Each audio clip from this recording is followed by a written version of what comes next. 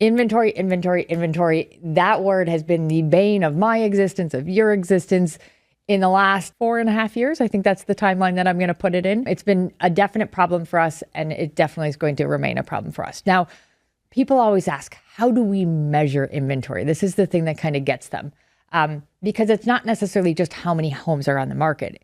It's how many homes are on the market and how many people are actively trying to buy them. So we have a formula that we put together. So what we do is we call it our month supply. How many months supply do we have to service the current marketplace? Now, as a baseline, a normal healthy market, which none of us know what it looks like anymore, is about 6 months. Yep. We have not touched 6 months in most of our markets in a really long time. Now, once again, I'm not sectioning out downtown or different areas, but it's something that we really haven't seen in a long time. Now, the prediction from Chicago Home Partner at the beginning of last year was that we thought that the inventory was going to stay relatively flat in terms of the month supply, but we thought that we might see a slight tick up in the actual homes coming to market. And what that would mean is that where there's a slight tick up in the homes on market, there'd also be a slight tick up with the people looking to buy them. We were not necessarily right. Our inventory and our month supply and market went down again. I mean, it's the kind of the moral of the story of what we've seen so far. Yeah. And it's a tick. A tick. Right? You missed it by a week. Yeah. So, I mean, technically we weren't right. Our month supply dropped a little bit. Our inventory also dropped a little bit. Nothing was extravagant, but we had an optimistic hope that maybe we'd have a flat month supply and a little bit more inventory. Everything was down a little bit more. Dan, as you said, it's not a significant amount, but still it's not moving in the direction that we hoped. Yeah. And and we'll see what happens. I mean, you'll find out later what that thought is on what's going to happen. And I think it's a national thing too. Sure. Right. And it's been an inventory problem since before COVID. I mean, in 2019, there was an inventory problem, and then COVID happened, and then there was no inventory. Right. And it's because it's a different world. Yeah. Right. Rates were super low, then rates started going up, and then. Well, I think if we look back on the last year, there were so many things that challenged people. Right. We still have, what we call the golden handcuffs. We still have those people that are stuck in their homes that so badly don't want to give up those interest rates. And they don't want to put their homes on the market, right? I know this is a big thing that we've talked a lot about with the baby boomers. They're very comfortable in that. They don't necessarily want to go into new situations.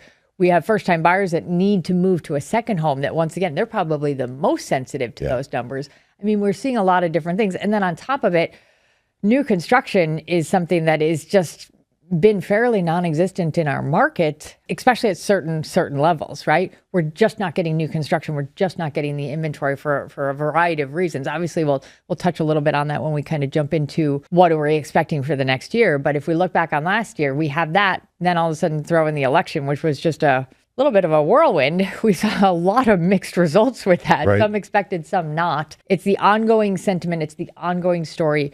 We need more homes. Yeah. And I think eventually it'll turn, right? And I think that you mentioned the golden handcuffs piece. Yeah. We're seeing, because I do stuff obviously around the country. Yeah. And there are more and more people that are kind of over that. Yeah. The golden handcuffs because they've had a kid or they have a new job, right? And it's those kinds of things that the more steady the rate world gets, the more willing people are going to be putting their houses on the market, which is great for everybody. Well, I think they're just getting more understanding and comfortable in the rate conversation, right? We're getting ourselves more and more removed from those interest rates that people for some reason thought were the norm. But people like you and I know, a 3% interest rate was only happening because our world was at a devastating place. Once. Well, exactly. They've happened once. Exactly. But for some reason, we walked away from that going, this is the new norm.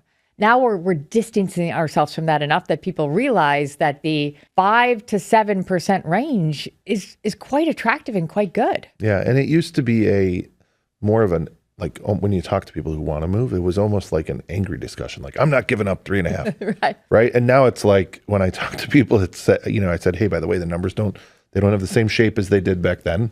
Right. Some of them neither do I some sometimes. of them, some of them might be crooked. Right. But yeah, it's not going to look the same. Yeah. And you just have to accept it. And people, when you kind of break the ice that way, they're like, yeah, we get it. Like, it is what it is. Right. But we have to move. It's like my waistline after the holiday season. Everybody's. When we pull out the elastic pants. So essentially, we weren't off by much on that. We thought it was going to be relatively flat with a slight uptick in homes. It was a little bit the opposite. It was slightly down, slight downtick in homes. We're going to chalk that up. I'm going to give myself a C plus on that. How about that?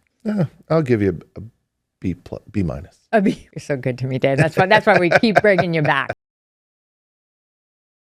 I'm going to go out there to say that inventory a year from now, because of all of the things that we've talked about and so much more, will remain relatively flat. But I'm going to inject some optimism in it. I'm going to say that we have a possible uptick, right? I don't know if I truly believe that, but I'm putting it into the universe because the universe needs it. What do you think, Dan? Yeah, I think that inventory will increase because, again, as we have touched on, the rate environment, people are used to it. Yeah. Right? They know we're not going back to 3s and 4s. If we hit a 5, that's great, right? But I think that those people that are locked down or whatever, golden handcuffs, whatever the term you want, they're going to be okay with getting rid of something that starts with a 3 and moving to a 6. Yeah, I think, the word that I use so much with it is that we're normalizing it. Right. Right? The 3%, even the 4%, there was never anything normal about it. And those people who were at those low rates, they also purchased at a time when rates or when prices were whatever, and prices have only gone up. Yeah. So they're going to kind of weigh it and say, well, I'm okay paying more in my rate because I've made so much money on my house. That's a great perspective and a great way to look at it. But no, I think that it's, the big questions will be, are there any policies that are put into place with regards to lending money? Kind of what happens in the rate world. I think consumer confidence is, as we saw, is high. And I think that's something that can continue to push some of these aspects and kind of show some. And that's where my optimism comes in from this perspective, is expecting a little bit more inventory to get up as we normalize this. I hate to even use the C word on this show, this post-COVID world, not the other C word. I don't know what you guys were thinking about. I think the other thing to take a look at, and this will be interesting to see, is since we're going down this huge political mess right now, just if there's anything that could be done to make building a little bit easier in Chicago. We've had such an ordeal, in the past years. Our builders are struggling so much to actually get new inventory out there. It's been created to be such a process that we've seen a lot of our great builders actually pack up and leave, go elsewhere, saying, "Hey, Chicago, peace. I love you, but I don't want to navigate this world anymore." Yeah. And we need them. While it's we're talking in a neighborhoods, right? But like when we go back to policy, if Trump does loosen things up in the regulation world, yes, right? He's saying, and granted, this isn't us here, but if he opens up federal land to let home builders, give us more homes that we desperately need around the country, that kind of stuff helps, right? That inventory nationally, right, would go up, but those kinds of things, it all funnels down, right? If he deregulates some stuff in that space, as well as in the rules and regulations about stuff, I think it's gonna increase. From your lips to whose ears. It makes if there's more inventory, there's more homes to buy, there's less bidding wars. It's right? It's a win for everybody. It's way less stressful on buyers. No, it's to when we get to a point where we actually have inventory again, which, as I've said many times, I think that's a longer term perspective. I think we're looking 3 to 5 years out, but I'm hoping that we can inch our way there a little bit. So once again, prediction is inventory is going to remain relatively flat year over year. There's a couple of wild cards in there that could really make us wrong in this, but that our hope is that we see a slight uptick by the end of the year.